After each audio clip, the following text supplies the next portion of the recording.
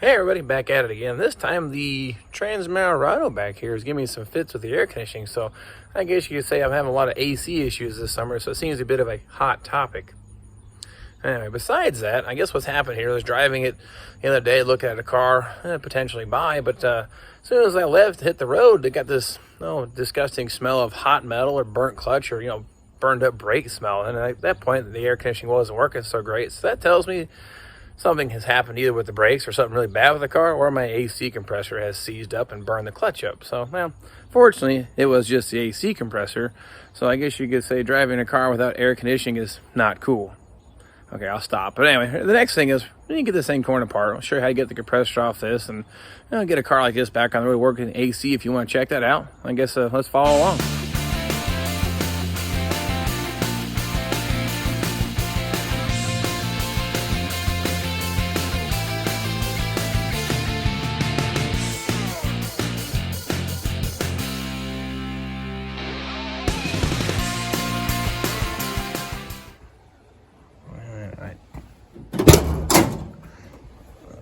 Now, of course, I buried the AC compressor on the very bottom. I used the original 2002 Silverado AC compressor and bracketry.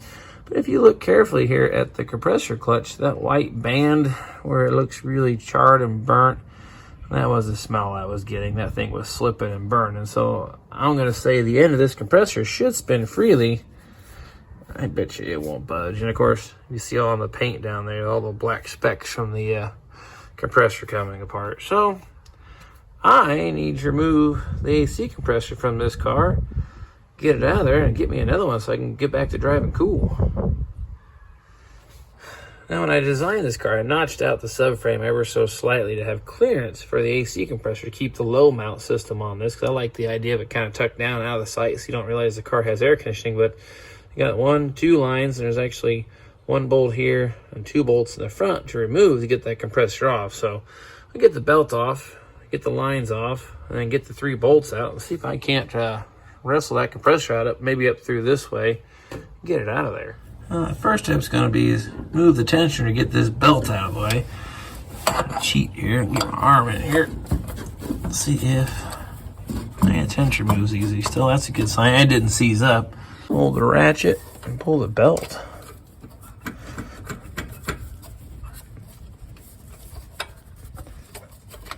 There you go.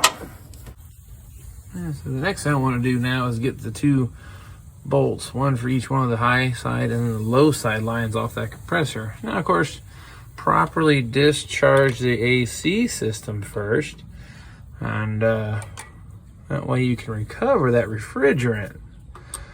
So anyway, I've already done that, so all I'm going to do now is just remove the bolts here, get the lines out of the way, I hope. That header's a little warm. 1 bolt. 2 bolts. Let's see if anything comes out. Nope. Nope. Alright, I'm going to pull these lines up out of the way. Now, next step here is get the 3 mounting bolts off the compressor. And see how it wraps on this thing out of here.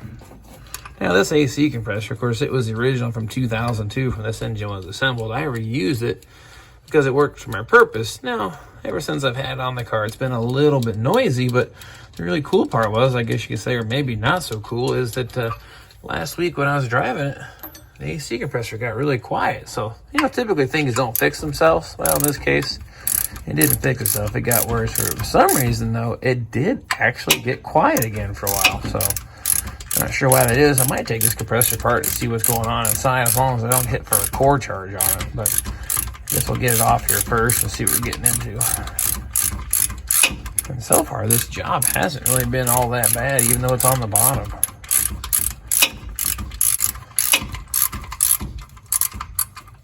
I think that should do it. There we go. Oh, that last bolt's a little bit of a booger. There it goes. Well, anyway, that one hit the ground. I'll be able to find that.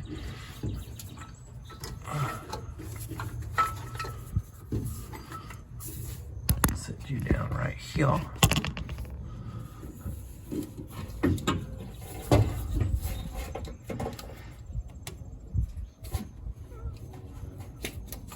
Okay.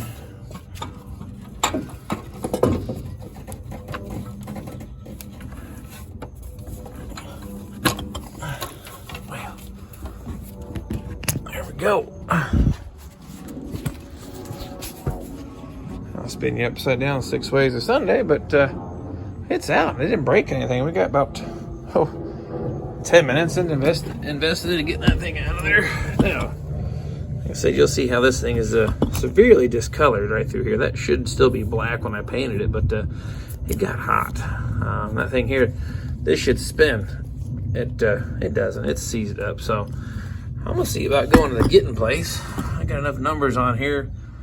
I can probably match it up, make sure it fits. I'll probably look up for a 2002 Silverado and get the right answer. But the other thing is, when we get the new compressor, you're gonna see something different right here. I actually removed this attaching lug to clear the frame, so I'll have to modify the new compressor to match. So hopefully they don't ding me on the cord charge on this if there is one. I'll actually take a peek inside here.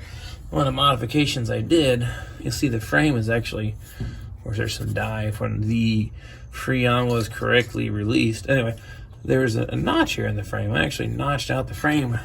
You can see the difference in height. And I boxed it in and put some webbing inside it and everything else to get that compressor to clear down low. So if you're thinking you want to do that, you'll have to notch your frame if you're using the factory subframe to get it to fit. I figured now's about the best time as ever to kind of get it better to see what I did to get that to fit.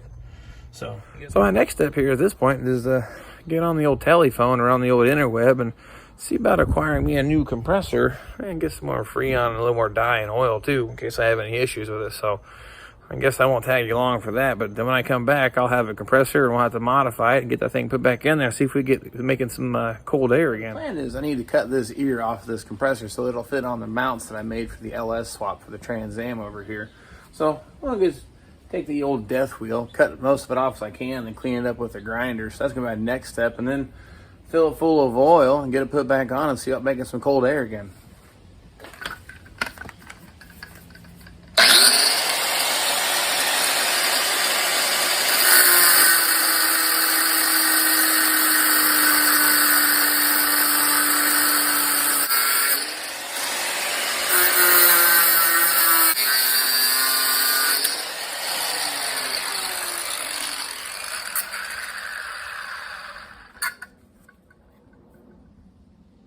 I took off the bulk of it. I'm just going to clean it up now with a grinder so make it look a little more natural, or like it was supposed to be that way.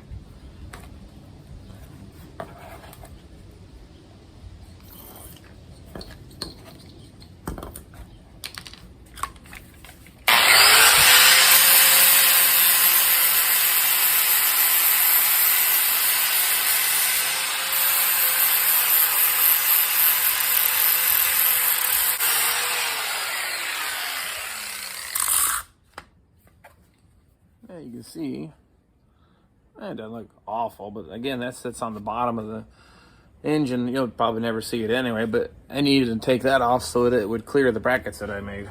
So next step is take these plugs out of the compressor, put some oil in it, and turn the center part over by hand to help work the oil into the compressor.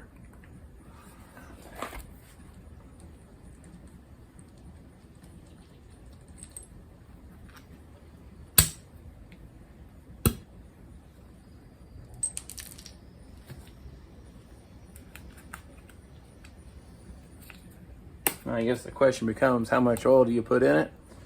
The directions say measure what comes out of the old one and add that to the new one, but that's only if that was the correct amount to begin with. So I guess what the shop teacher taught me 20 years ago is you put in just about what you think is right and hope that it works.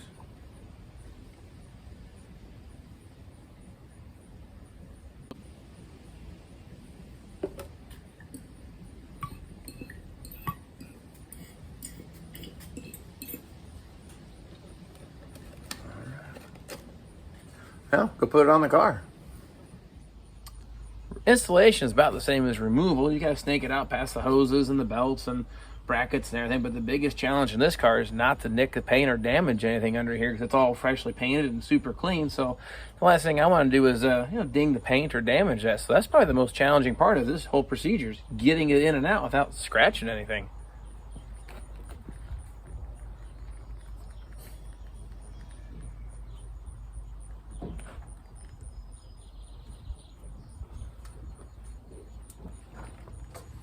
All right, we've got the AC compressor whistle down back down underneath the engine. As you can see, it's kind of in front of the engine, belts and everything. It's just kind of down there on the very bottom. Wrestled it back in and didn't hit anything, so off to a good start. Now I just got to get the pressure switch plugged in the back, clutch plugged in, and all the bolts put back in it, and then hook up the lines and see if we can make some cold air again.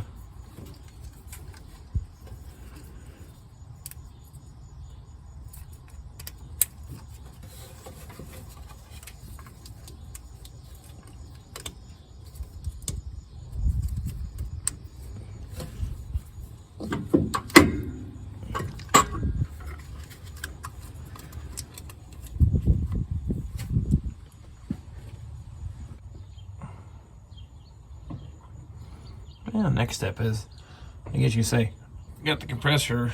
Well, compressor's all bolted. There's only 3 bolts attached to that compressor to the engine block there. So the next step is going to be get the belt routed back on it, which is just the belt only runs the air conditioning. This is, like I said, I have a 2002 Silverado, the engine, transmission, accessories, even the compressor. So the advantage of LS swapping an old car like this is, like, let's say you're going on a cross-country trip.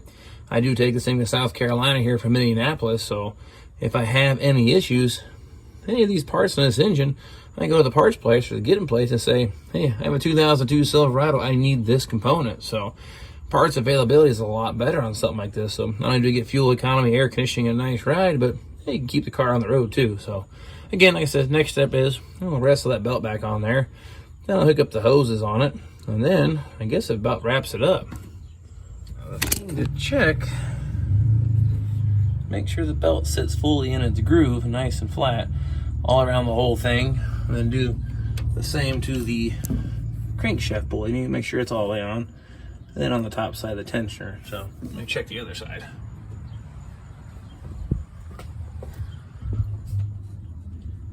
And you can see that belt. It's the back groove back there, so it's all the way on and in place. And last but not least, we'll get the AC lines hooked back up to the compressor.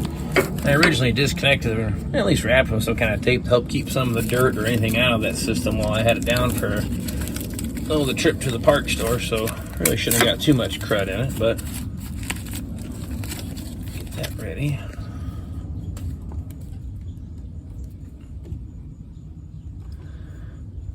Make sure my O-rings look good, or the seals. All right. Same trick. Get them in there without dinging anything.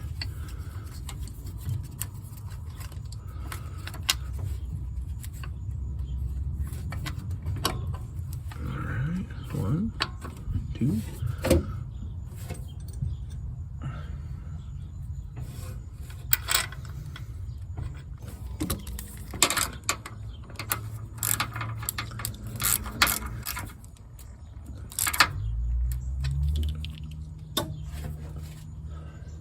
Well, that pretty much sums up installing an AC compressor on a modified car with an LS engine in it. So I will say I love this car. It's easy to work on. Parts availability is even better because it's not all old car. So it's actually some new stuff. You can go to the park store and get it. I know I said that a couple of times, but I keep finding more and more advantages of doing an LS swap. Even though I've been a hardcore Pontiac purist most of my life, man, really starting to like this setup a lot. So next step is pull the system under a vacuum, recharge the system, check it for leaks, and check for operation. I don't have the equipment here at home, so I'm gonna take this in the morning and charge it up. So if you want to see where I work, stay tuned. If not, that kind of sums it up. All you gotta do then is have the system recharged. So I'm gonna call it good night for now, but if you guys want to see where I work, hang in there. Well, we're here, made it to work. Got the car hooked up here. Gonna pull a vacuum on the AC system and get the thing charged up so that I can have air conditioning again, because, well, just kind of want that to work. Now, what you see here all behind you, well, this is the inside of the shop. Now, what I typically work on, well, might become a surprise to you. I don't work on cars for a living. I might have in the past, but I don't anymore. I mostly tinker with heavy equipment, construction equipment, aerial work platforms, pretty much anything you could think of in the old rental business. That's what I kind of tinker with or repair now. I find that a little more rewarding and fun. I still love the old cars, but this stuff, a whole lot cooler.